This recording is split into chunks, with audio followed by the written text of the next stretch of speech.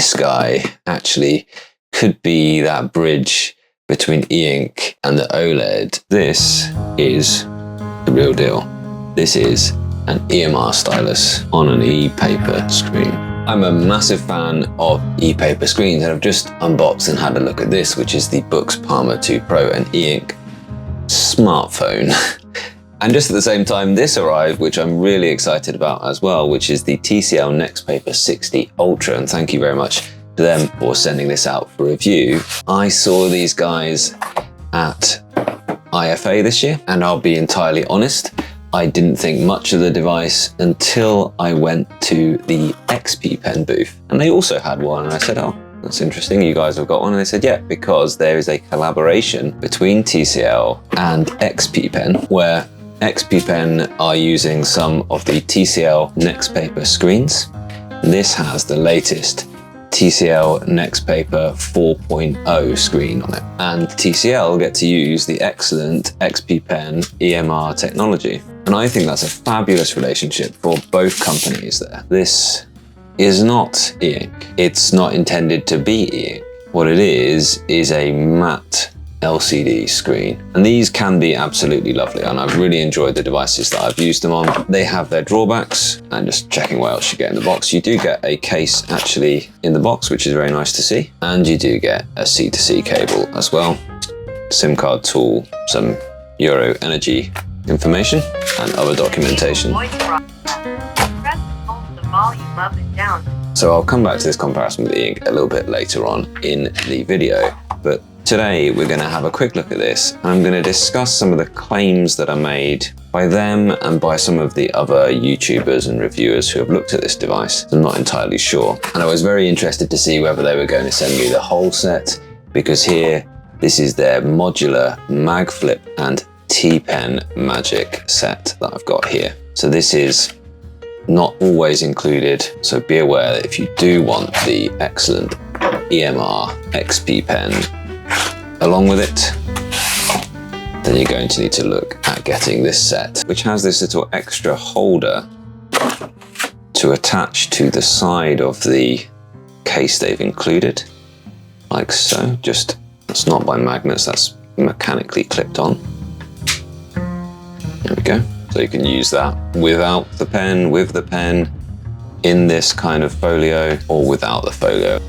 And that has magnetically seated in there. Not the slimmest package overall, but you know, if this can do what they're really aiming it to do, which is to replace all of your smartphone and your medium-ish sized note-taking device, then maybe that's just worth it. I really like the look of this. So I'm gonna go ahead and get it all signed in and set up, and then I'll be back in this video with some of my first thoughts. And incidentally, I'm going to bite the bullet here, and I'm going to do something which I haven't really been able to do for some time, which I'm going to use this to replace my Samsung Z Fold. And this is a Z Fold 3, it's kind of outdated now and needs replaced. But something that I've been talking about for some time is that these e-ink phones or mobile devices can't entirely replace, or haven't yet been able to entirely replace, my Samsung smartphone. And now I'm going to really try and do that with the TCL Next Paper. I do think this is quite funny, this spread of mobile note-taking devices that I have here. And the thing that I haven't been able to replace so far with an e-ink phone are, well, for a long time, I've been a fan of the Samsung Note line of devices with their garaged EMR styluses, and with the Fold lineup, it has been possible to use an EMR pen on the inside, but this is very much flawed really. Any intense or purposeful note-taking, this has not really been the thing for that. So really just for kind of shopping lists and incidental notes. And I do think that the smaller size is only really going to be capable for that. But we'll see how that goes when I've once again got a really nice EMR pen on a larger phone like this. But as I say, I'm gonna do it. I'm gonna bite the bullet. I'm going to try and say goodbye, but now at least, to this. And I'm gonna take my main SIM card out from the Z Fold 3. And it will be a real test because I've been a Samsung user for so long that there's so much that kind of Samsung automatically recognizes and knows. There's so many apps on here that I use just occasionally. There's so many things that are just like muscle memory to do here on this large Samsung phone that it is going to be reasonably jarring to move to something new. So that something new is going to have to be good to be able to fully replace the Samsung. Or I'm going to find that, yeah, I'm just going to have to buy the latest generation of Samsung Fold. And yeah, that Samsung G Fold is looking pretty good right about now, isn't it? It will certainly be tempting if they go ahead and put the EMR pen back on that. But we'll see. So I'm going to go ahead and get signed in, and I will have a little play about with it, and I'll be back with my first thoughts. Okay, so that's me all logged into it, and it does look really quite fancy. Now, there's a couple of things I'll just go through at this point, and then I'll take any of your questions and I'll put that into the content coming up. Firstly, you've got this toggle switch here, and yeah, you can either just make it toggle between 1 and 2, and max ink mode will be putting it into e-reader-like status, longest battery life possible, but limited apps and functionality. And the color paper mode will be the color ink-like display, and then off will be a normal full color display. Now, actually, I don't dislike any of these modes. Okay, I don't dislike the idea of going into black and white, but I will say this, it's not ink even in this mode. So let's just go into max ink mode though. For immersive reading, all running apps will be closed, only selected apps will be allowed to send notifications. So that's quite nice. It's like a distraction-free mode as well. It plays you a little animation. That animation is going to be longer than it needs to be, isn't it? Swipe right to enter the bookshelf page. Okay, can I do that? Fine, and then I guess they're gonna sell me some books, are they? Can I even search for content? Not that interested in their bookshelf, to be fair. It's just some Project Gutenberg-y stuff. Let's have a look at a page. I really don't want it to be inverted color though. That's because it brought the dark theme from my previous phone, hasn't it? Yeah, I'm not buying it at all. I don't think there's anything that's going to be just as difficult to read on as any LCD screen. I'm not reading on this for any period of time at all. One thing is interesting, and one thing they do show quite a lot in reviews of this is the sponsored content anyway, is they'll put the OLED screen next door to it and they'll show this, and right now you can see, okay, I've got 60 frame per second video, and you probably won't see a flicker here on my OLED screen until it goes into its kind of energy saving mode. I put it into power saving mode. Now we might see it start to do its flicker, and what's actually happening is that this is a variable refresh screen. So this by default is 120 Hertz, but when it hasn't changed very much, it goes into its like 10 Hertz mode, and that's to save battery. On these modern OLEDs, they have variable refresh screens. Now, I don't know quite yet the refresh mode that we're going for here in max ink mode, but I don't think that that flicker that you can kind of make out on a camera, I don't think that that flicker is going to cause you an issue. And I do think that you have to be very sure that you have a problem with OLED screens before you dive into this world of e-ink smartphone or ePaper Next Paper screen here, expecting that this screen technology is going to relieve you of any issues you have with staring at your phone for long periods of time. Just think staring at anything which is emitting lots of light, and this is still emitting lots of light, let's not forget, is never going to be as comfortable as reading on paper or reading on true e-paper, that is to say, e-ink screens. Now, don't think that I am disparaging this as a technology, but I do think that you have to be aware of how much this is like a gimmick and how much it is actually something useful. Now, here's what I wanted to test. Now, I'm in max ink mode. You can see it's already giving me estimated time remaining 21 hours and 45 minutes. I saw lots of reviews of these that were showing hundreds of hours of battery time. Now, it's just not going to be the case. Now, I can tell you, even if I was to use this in max ink mode, I can tell you that I am not going to get anywhere near that kind of level of battery life. It's just not going to be the case. I mean, if I can still make phone calls, I suppose, then I'm going to use that battery for doing that. I mean, the fact that it is very, very restricted as to how many apps you can use, and I don't know, can you select yes, you can select some apps up to a total of like 7, it says, that you can bring into the max ink mode. So if I bring Kindle, you can really see, can't you, that actually in this mode it is forcing a low refresh rate there. It's not smooth scrolling in this mode, so be aware of that. So yes, I mean, I'll be quite happy sometimes reading in this mode. Now what I would see that as being is a switch to turn off all unnecessary power users.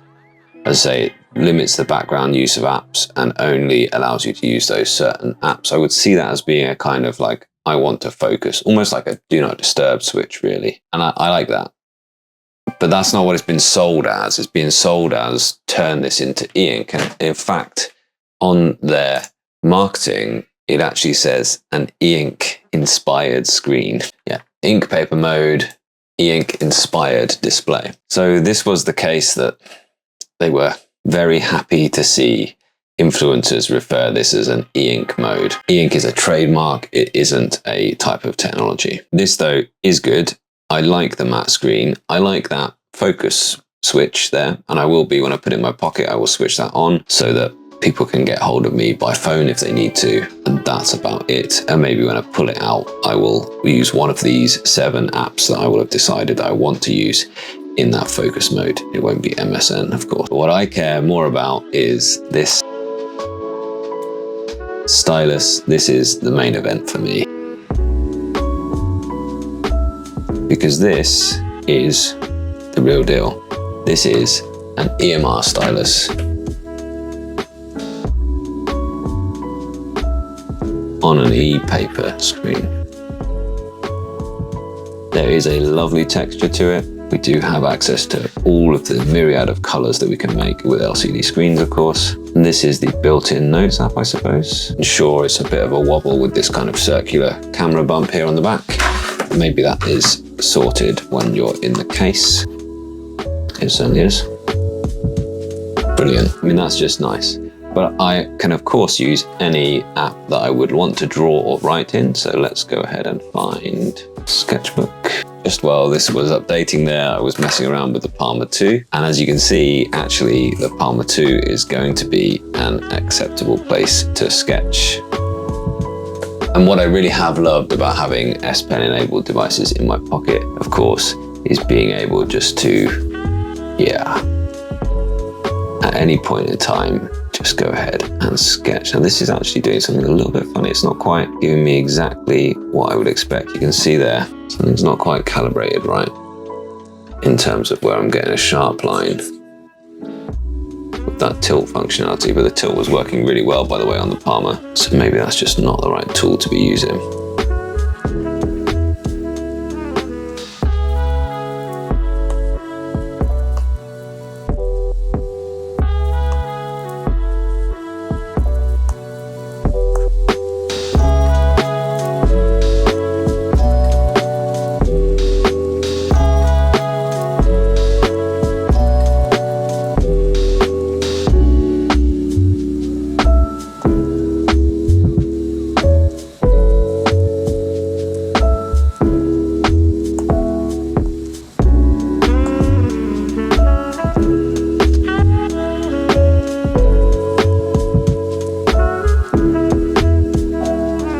I mean, that's a pretty poor example, but you can see my point. Having a good quality stylus in your pocket on a nice textured screen, being able to use any art app that you might desire is going to be a good time. And yeah, I am absolutely very much excited by this, and I'm going to live with it for some time.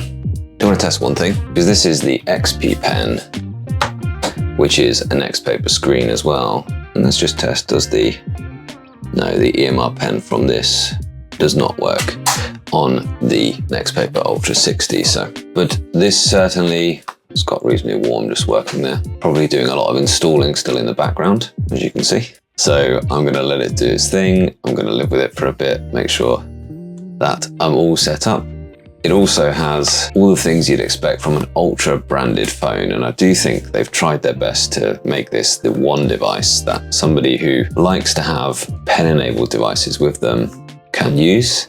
and that it can replace your ultra smartphone as well, being as it's got a wide, ultra wide and telephoto periscope style camera here as well. So let's just go ahead and take a few photos, why not? So it has a 0.6, that's pretty good. And it has a 1x, that's the standard view, 2x, 3x, and then 6x camera as well. I'm guessing that the periscope lens is 3x zoom, and then the 6x is a digital crop from there.